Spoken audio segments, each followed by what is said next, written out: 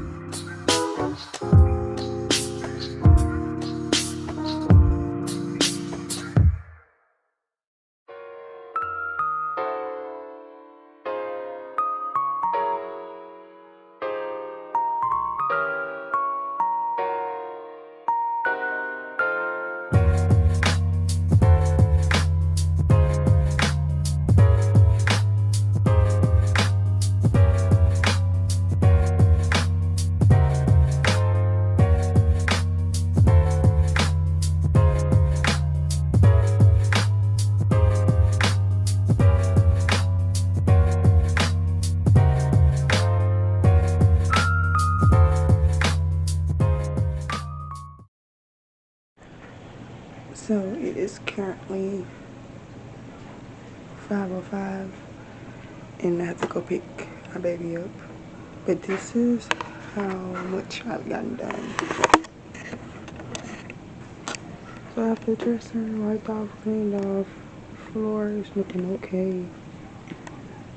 This area is better. And I was able to get the top of my desk clear.